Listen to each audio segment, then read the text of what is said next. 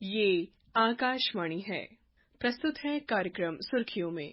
इसके अंतर्गत सुनिए प्रधानमंत्री जन मन योजना के सूचना, शिक्षा एवं संचार अभियान पर चर्चा।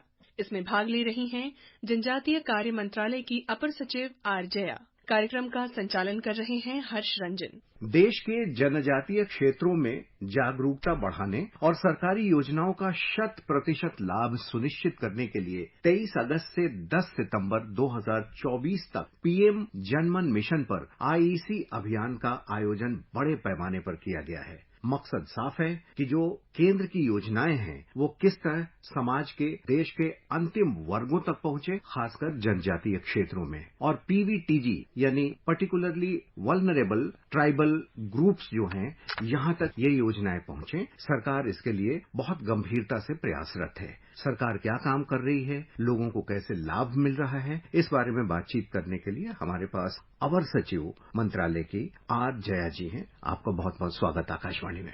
नमस्कार, बहुत बहुत धन्यवाद।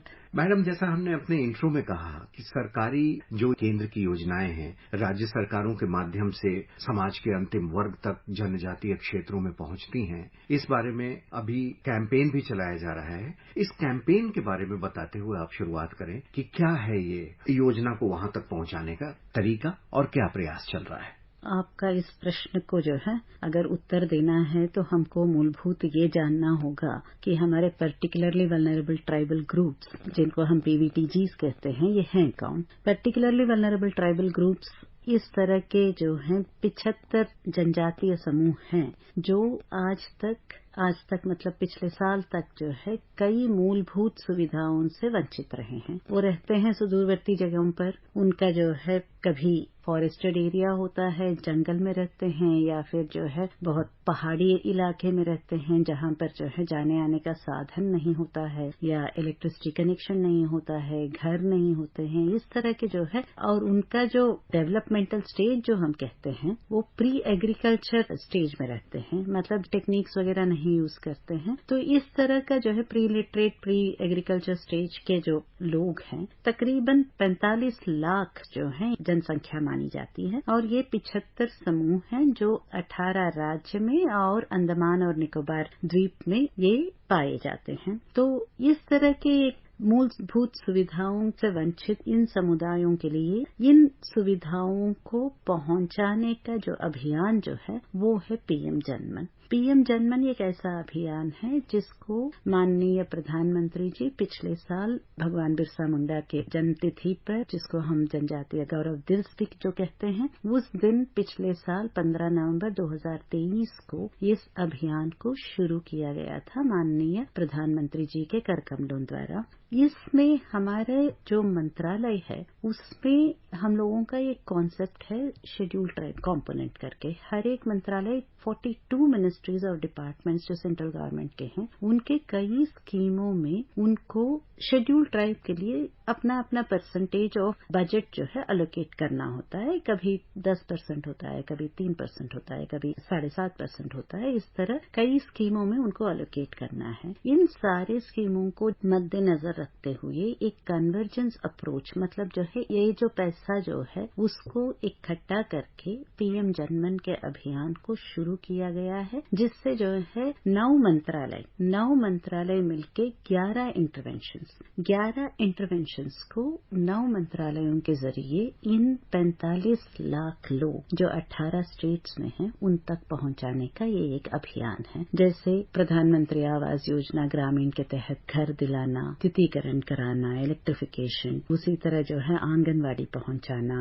मोबाइल मेडिकल यूनिट्स, क्योंकि ये बहुत दूर रहते हैं तो जो है वहाँ पीएचसी की सुविधा, हेल्थ की सुविधा हो सकता है ना हो, तो वो पहुंचाना, आंगनवाड़ी पहुंचाना, मल्टीपर्पज सेंटर्स जो ऑक्यूपेशनल ट्रेनिंग वेनिंग के लिए जो जरूरत पड़ेगी उसको कराना, उसी तरह से सड़क बनाना, और फिर जो है VDVKs बनाना, जिसके जरिए जो है लाइवलीहुड, जो रोजगारी के लिए जो है उनको एनकरेजमेंट मिलता है, उनको एक साधन मिलता है। इस तरह कई 11 इंटरवेंशंस हैं जो कोर मंत्रालय 9 मंत्रालयों द्वारा ली गई है। कनेक्टिविटी भी एक विभिन्न इंटरवेंशंस में हैं। उसी के साथ साथ हमने देखा कि इंडिविजुअल बेनिफिट्स भी, जैसे आपके पास आधार कार्ड नहीं है, आपके पास बैंक अकाउंट नहीं है, आपके पास कम्युनिटी सर्टिफिकेट नहीं है, तो आप कुछ भी नहीं कर पाओगे, तो आपको स्कॉलरशिप तक नहीं मिलेगा। तो इसको मद्देनजर रखते हुए एक IEC campaign, information education communication, इस तरह की जो है सुविधा है और इसको आप अपनाइए करके जो है अभियान एक चलाया गया है, जिसके जरिए हमने कहा है कि कम से कम 4-5 चीजें तो जो है इनमें से सबको मिलना है। एक है आधार कार्ड, एक है बैंक अकाउंट, जनधन के माध्यम से बैंक अकाउंट, तीसरा है कम्युनिटी सर्टिफिकेट, चौथा है आयुष्मान भारत कार्ड, क्योंकि आयुष्मान भारत जो है उनका आउट ऑफ पॉकेट एक्सपेंडिचर को जो है काफी बचत होती है उससे, और पांचवा है कि जो है वो FRA पट्टा अगर हो, और फिर सिकल सेल का स्क्रीनिंग। इन सब चीजों में जो है हम लोग एम्फसाइज कर रहे हैं। उसके अलावा जो भी स्कीम्स, चाहे वो सेंट्रल गवर्नमेंट का हो, किसान सम्मान निधि है, किसान क्रेडिट कार्ड है, इस तरह कई, मातृ वंदना स्कीम है, इस तरह के कई स्कीम्स हैं जो इन लोगों तक अभी तक पहुंचा नहीं है, और उसको पहुंचाने के लिए जितना हो सकता है उतना सैचुरेशन ऑफ एलिजिबल पॉपुलेशन, जो अर्ह है उसको मिलना है। इसके लिए हमने बेनिफिशियरी सैचुरेशन कैंप्स भी इस IEC कैंपेन के जरिए रखने के लिए सारे DMs को, जो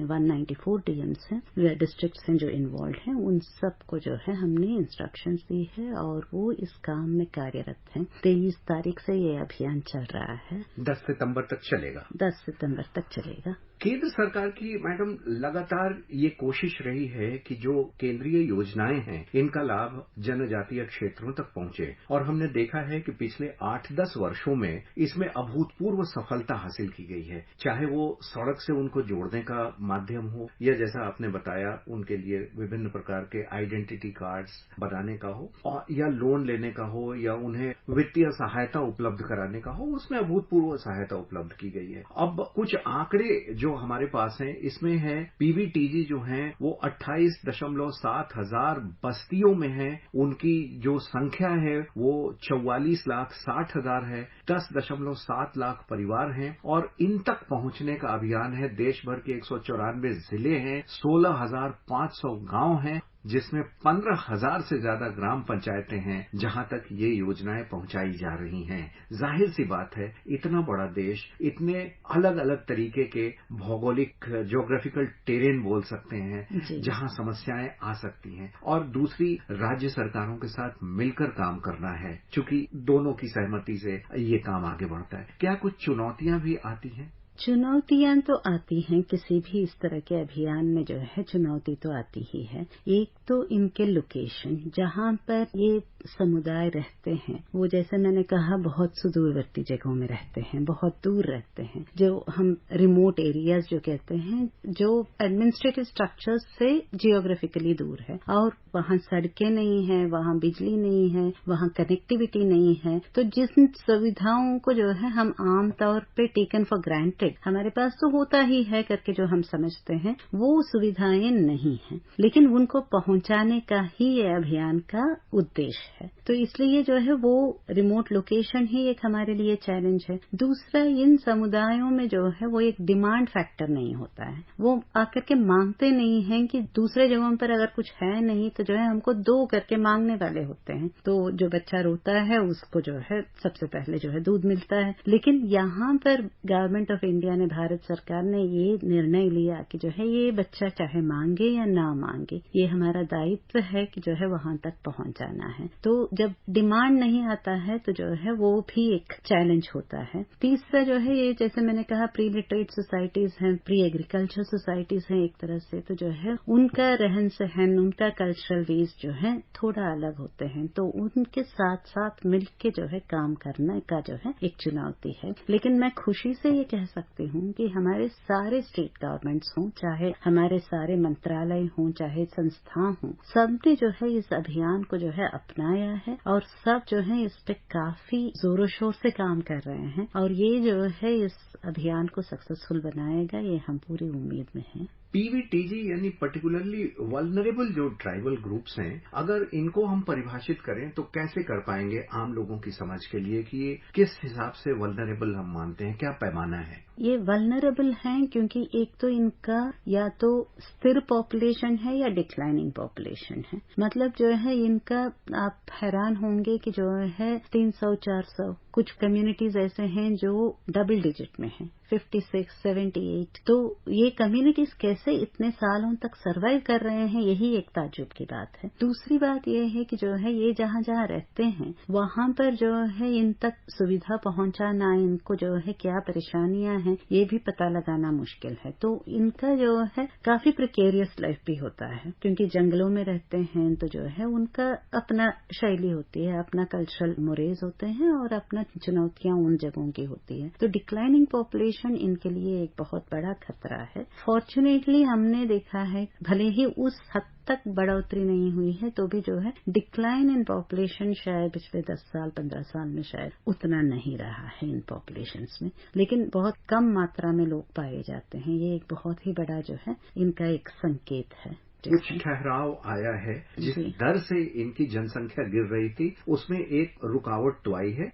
मैं नहीं कहूँगी गिर रही थी, लेकिन वो इतना स्थिर था कि बढ़ नहीं रही थी, तो अब धीरे धीरे शायद बढ़ रही है। और जनसंख्या का स्वास्थ्य से भी बहुत सीधा कनेक्टेड होता है, संपर्क होता है। यहाँ पर खास करके जो वल्नरेबल ट्राइबल्स हैं, इनमें किस तरीके की स्वास्थ्य समस्याएं अगर होती हैं तो वो क्या है, और किस तरीके से केंद्र सरकार राज्य सरकारों की मदद से उन तक स्वास्थ्य सुविधाओं को पहुंचा रही है। पीएम जनमन के दौरान ये जैसे मैंने कहा हर जगह पे जो है हो सकता है ब्रिक एंड मॉर्टर स्ट्रक्चर ना हो, ये पीएचसी ना हो, वेलनेस सेंटर ना हो, लेकिन जो है मोबाइल मेडिकल यूनिट्स पिछले साल मैंने कहा नवंबर 15 को ये अभियान लॉन्च हुआ था। उस दिन से आज तक अगर आप देखेंगे 400 से भी ज्यादा इस तरह के मोबाइल मेडिकल यूनिट्स अब इन बसाहटों में जो है जा रहे हैं। और ये हेल्थ मिनिस्ट्री का पीएम जनमन के दौरान उनका इंटरवेंशन है कि 400 से भी ज्यादा मोबाइल मेडिकल यूनिट्स हैं और वो जो है इन पीवीटीजी एरियाज में उनके स्वास्थ्य का अब ख्याल रख रहे हैं। स्वास्थ्य के हिसाब से उनको जिस तरह का जो है नॉर्मल बाकियों के लिए जो सुविधाएं उपलब्ध थी वही उनके लिए भी उपलब्ध थी, लेकिन एक्सेसिबिलिटी जो है दिक्कत हो रही थी। अब वो एक्सेसिबिलिटी इश्यू जो है इस अभियान के दौरान जो है वो इनफैक्ट मिनिमाइज ही नहीं, खत्म करने का पूरी तरीके। केंद्र सरकार की और भी कोशिश है कि किस तरीके से वित्तीय लिटरेसी जो है, वित्तीय साक्षरता, उसको भी दूर सुदूर इलाके में सबको पहुंचाया जाए। जाहिर सी बात है जनजातीय लोगों की भी अपनी वित्तीय आवश्यकताएं हैं। तमाम केंद्रीय सहायता के बाद वित्तीय प्रशिक्षण के लिए क्या कुछ किया जा रहा है? पीएम जनमन के दौरान जैसे मैंने कहा कि हमारे इस अभियान का एक बहुत बड़ा एक सैचुरेशन का उद्देश्य है पीएम जनधन के दौरान बैंक अकाउंट्स खुलवाना। बैंक अकाउंट खुलवाना जो है एक तो जो है उनको एक फाइनेंशियल सिस्टम के अंदर लाने का एक मुहिम होता है, और एक बार जो है जब वो बैंक अकाउंट में आएंगे तो जो है उसके साथ जो बाकी बेनिफिट्स जो होंगे उसका भी लाभ पाएंगे। ये वो एक। दूसरी बात जो है फाइनेंशियल लिटरेसी, वीडीवीकेस जैसे मैंने कहा, वीडीवीकेस जो है हमारे मंत्रालय का इंटरवेंशन है। वो करीब 500 वीडीवीकेस को जो है बनाने का हमारे इस मुहिम के तहत टारगेट लिया गया है। जब वीडीवीके सिस्टम में आते हैं तो फाइनेंशियल लिटरेसी अपने आप आता है, क्योंकि वन धन विकास केंद्र के जरिए वो अपना ही जो है उत्पादनों का जो है किस तरह जो है बनाते हैं, वैल्यू एडिशन कैसे करते हैं, उसको किस तरह से जो है क्वालिटी का देखते हैं, कैसे मार्केटिंग करते हैं, ये सब चीजें वीडीवीके का एक अंग है। तो फाइनेंशियल लिटरेसी का जो है इसमें एक अंग अपने आप जुड़ जाता है। जी मैडम, आकाशवाणी से बातचीत करने के लिए आपका बहुत बहुत धन्यवाद। धन्यवाद। अभी आप सुन रहे थे प्रधानमंत्री जन मन योजना के सूचना, शिक्षा एवं संचार अभियान पर चर्चा। इसमें भाग ले रही थीं जनजातीय कार्य मंत्रालय की अपर सचिव आर जया। कार्यक्रम का संचालन कर रहे थे हर्ष रंजन। ये कार्यक्रम आकाशवाणी के समाचार सेवा प्रभाग द्वारा प्रस्तुत किया गया। इसे आप हमारे mobile app news on AIR और YouTube channel news on AIR official पर भी सुन सकते हैं। इस कार्यक्रम के संबंध में अपनी प्रतिक्रिया आप हमें ईमेल या व्हाट्सएप के माध्यम से भेज सकते हैं। ईमेल का पता है airnsdtalks@gmail.com और व्हाट्सएप नंबर है 92 89094044।